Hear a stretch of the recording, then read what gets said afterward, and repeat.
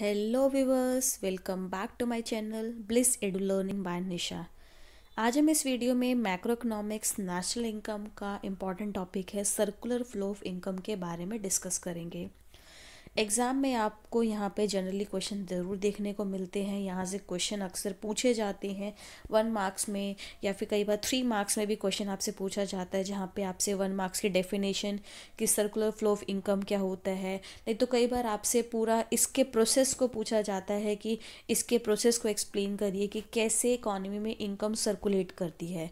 तो इन सभी टाइप के क्वेश्चंस को एग्ज़ाम में अटेम्प्ट करने के लिए हम इनके कॉन्सेप्ट को पहले समझेंगे। तो चलिए स्टार्ट करते हैं। बात करते हैं हम यहाँ पे सर्कुलर फ्लो ऑफ इनकम की क्या होता है। तो आपको समझना है कि देखिए, जब हम सर्कुलर फ्लो ऑफ इनकम की बात करेंगे तो यहाँ पे आप 2 सेक्टर में भी पढ़ते हैं, से 3 सेक्टर में भी पढ़ते हैं, 4 सेक्टर में भी पढ़ते हैं। बट सीबीएसई ने 3 सेक्टर और 4 सेक्टर डिलीट कर दिया है। आपके सिलेबस में सिर्फ और सिर्फ circular flow of income in 2 sector है। तो यहाँ पर हम सिर्फ 2 सेक्टर की ही बात करेंगे, ठीक है। तो सबसे पहले हमें इसके कॉन्सेप्ट को समझने से पहले, क्योंकि इकोनॉमिक्स में हम पहले अजम्पशन को लेके चलते हैं, तो सर्कुलर फ्लो ऑफ इनकम के पहले कुछ अजम्पशंस हैं, यानी जब ये अजम्पशन फुलफिल होंगे तभी इकोनॉमी में हम इसके कॉन्सेप्ट को समझ पाएंगे। तो सबसे पहला अजम्पशन क्या है यहाँ पर कि 2 सेक्टर है, तो यहाँ पर सिर्फ 2 ही सेक्टर है।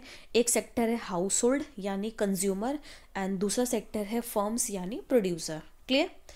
यानी 2 सेक्टर है तो सिर्फ हाउस होल्ड और फर्म है, यानी गवर्नमेंट की इंटरवेंशन नहीं होगी। And as well as third assumption कहता है कि इकोनॉमी यहाँ पर क्लोज्ड है। क्लोज्ड इकोनॉमी मीन्स कि हमारी इकोनॉमी को हम क्लोज्ड मान के चल रहे हैं। दैट मीन्स कि हमारी इकोनॉमी का दूसरी कंट्रीज़ के साथ किसी भी तरीके का इकोनॉमिक रिलेशन नहीं है। हम उनके साथ किसी भी तरीके का एक्सपोर्ट और इम्पोर्ट नहीं कर रहे हैं। क्लियर? एंड फोर्थ एजम्पशन यहाँ पर ये है कि हम ये एज्यूम करके चल रहे हैं कि हाउस होल्ड के पास जितनी भी इनकम है, अपनी इनकम का सारा पार्ट वो खर्च कर दे रहे हैं। तो अगर आपकी इनकम मान लीजिए 100 रुपीज़ और आपने 100 रुपीज़ खर्च कर दी, तो आपकी सेविंग क्या होगी? यहाँ पे 0। ठीक।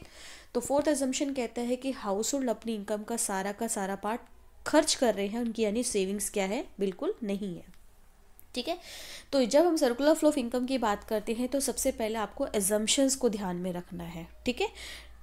अब हम बात करेंगे कि ये बेसिकली कॉन्सेप्ट है क्या। देखिए, आपको समझना होगा सर्कुलर फ्लो ऑफ इनकम, यानी इकोनॉमी में जब इनकम लगातार फ्लो करती रहती है, वो सर्कुलर वे में कर रही है। सर्कुलर वे मीन्स कि ये लगातार कॉन्टिन्यूसली एक जगह से जाएगी, दूसरी जगह पे जाएगी, दूसरे से तीसरे जगह पे जाएगी। ठीक। तो देखिए, किसी भी इकोनॉमी के लिए, कोई भी इकोनॉमी हो, उस इकोनॉमी में 3 इंपॉर्टेंट एक्टिविटीज़ हमेशा होती है। पहला होता है प्रोडक्शन। क्लियर? दूसरी इकोनॉमिक एक्टिविटी होगी इनकम। देखिए, सिंपल सी बात है, इकोनॉमी में प्रोडक्शन होगा। प्रोडक्शन क्यों होगा? क्योंकि उस गुड को प्रोड्यूस करने से फिर कंज्यूमर उसको यूज़ करेंगे, उनकी वांट सेटिस्फाइड होगी, तो प्रोडक्शन होगा। अब प्रोडक्शन जब होगा तो प्रोड्यूसर गुड को प्रोड्यूस करने के बाद उसको मार्केट में बेचेगा। मार्केट में बेचेगा तो इनकम क्रिएट हो गई, और फिर इनकम आएगी लोगों के पास, तो उस इनकम को लोग फिर दोबारा क्या करेंगे? खर्च करेंगे, एक्सपेंडिचर करेंगे।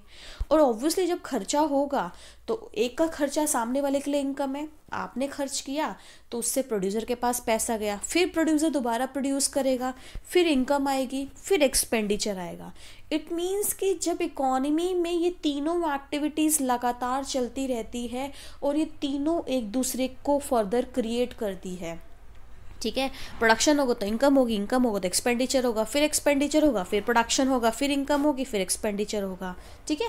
तो यानी circular flow of income means जब इकोनॉमी में कॉन्टिन्यूसली प्रोडक्शन, इनकम और एक्सपेंडिचर, ये तीनों एक्टिविटीज़ लगातार चलती रहती है across the different sectors of an economy. और डिफरेंट सेक्टर मैंने आपको क्या बोला? क्योंकि हम 2 सेक्टर की बात कर रहे हैं। तो यानी जब इकोनॉमी में प्रोडक्शन, इनकम एंड एक्सपेंडिचर, ये तीनों एक्टिविटीज़ लगातार 2 सेक्टर में यानी हाउस होल्ड और फर्म में लगातार चलती रहती हैं, वो कहलाता है आपका circular flow of income. Clear? चलिए, अब हम डायग्रामेटिक वे में समझेंगे, क्योंकि आपसे एग्जाम में इसका डायग्रामेटिक प्रेजेंटेशन भी पूछा जाता है।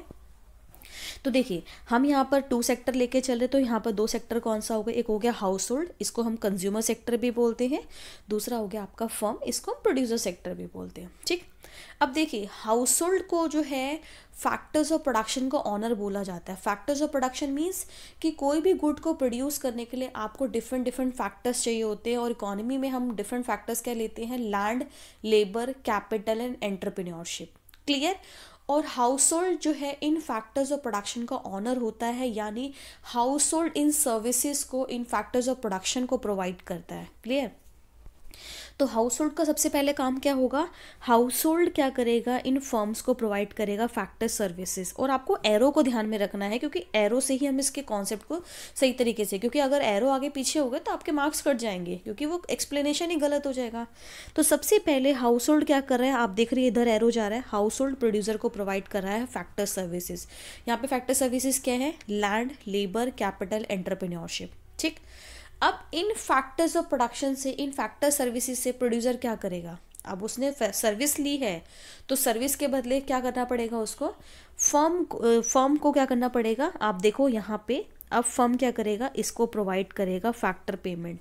ऑब्वियसली अगर ये इसको फैक्टर सर्विसेज देगा तो फर्म को क्या करना पड़ेगा, इसके बदले हाउस होल्ड को फैक्टर पेमेंट करनी पड़ेगी। तो जो फैक्टर सर्विसेज ली है उसके बदले वही फैक्टर पेमेंट होगा। जैसे हाउस होल्ड ने लैंड प्रोवाइड किया तो इसके बदले फर्म क्या करेगा, यहाँ पर रेंट प्रोवाइड करेगा। क्लियर। हाउस होल्ड ने लेबर दिया तो उसके बदले क्या देगा, ये वेजेस देगा। हाउस होल्ड ने कैपिटल दिया तो फर्म इसके बदले पेमेंट कैसे करेगा, इंटरेस्ट के फॉर्म में। और एंटरप्रेन्योरशिप प्रोवाइड करेगा तो पेमेंट कैसे होगी, in form of profit. Clear. तो यानी सबसे पहला स्टेप क्या होगा, यहाँ पे हाउस होल्ड फर्म को प्रोवाइड करेगा factor services which is land, labour, capital, entrepreneurship, and firm इसके बदले क्या करेगा, उस फैक्टर सर्विसेज के बदले फैक्टर पेमेंट करेगा। अगर लैंड है तो रेंट, लेबर है तो वेजेस, कैपिटल है तो इंटरेस्ट, और एंटरप्रेन्योरशिप है तो प्रॉफिट। एग्जाम में ध्यान रखिएगा, जो आपने यहाँ पे फैक्टर सर्विस रखी है उसके नीचे वही फैक्टर पेमेंट आप रखेंगे, नहीं तो ये चीज़ गलत मानी जाती है। कई बार टीचर्स नंबर भी यहाँ पे डिडक्ट कर देते हैं। ठीक। अब देखिए जब फर्म के पास फैक्टर सर्विसेज आ गए हैं, फर्म के पास लैंड, लेबर, कैपिटल, एंटरप्रेन्योरशिप आ गया है, क्योंकि फैक्टर सर्विसेज क्यों लिया, प्रोडक्शन करने के लिए लिया। अब फर्म क्या करेंगे, इन सर्विसेज का यूज़ करके गुड्स एंड सर्विसेज बनाएंगे। ठीक है। तो अब फर्म ने गुड्स एंड सर्विसेज बना दी। अब गुड्स एंड सर्विसेज बनाने के बाद फर्म क्या करेगा, यहाँ पे आप देख रहे हैं कहाँ जा रहा है, इस डायरेक्शन में। अब फर्म ने जब गुड्स एंड सर्विसेज बना दी तो ये क्या करेंगे, आगे ले जाके हाउस होल्ड को बेच देंगे। ठीक है। हाउस होल्ड खरीदेंगे, और हाउस होल्ड खरीदेंगे तो ऑब्वियसली जब हाउस होल्ड खरीदेंगे तो हाउस होल्ड क्या करेंगे, खर्चा करेंगे, और इसके बदले इनको पेमेंट करेंगे। क्लियर है। और इकोनॉमी में ये चीज़ लगातार चलती रहती है। हाउस होल्ड बार फैक्टर सर्विसेज देते हैं, फर्म उसके बदले फैक्टर पेमेंट देते हैं। फिर हाउस होल्ड, फिर फर्म के पास जब सर्विस आ जाती है तो उससे वो गुड्स बनाते हैं, और उस गुड्स हाउस होल्ड को देते हैं, हाउस होल्ड उससे क्या करते हैं, गुड को खरीद लेते हैं। तो ये चीज़ इकोनॉमी में लगातार और कॉन्टिन्यूसली सर्कुलर मैनर में चलती रहती है। ठीक है।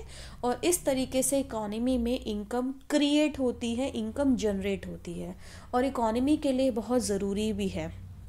ठीक है। तो इजी टॉपिक था, और एग्ज़ाम में यहाँ से आपसे क्वेश्चन ज़रूर पूछा जाता है। तो आई होप आपको ये टॉपिक समझ आया होगा। So don't forget to like, share and subscribe my channel. Thank you. Thanks for watching and have a nice day.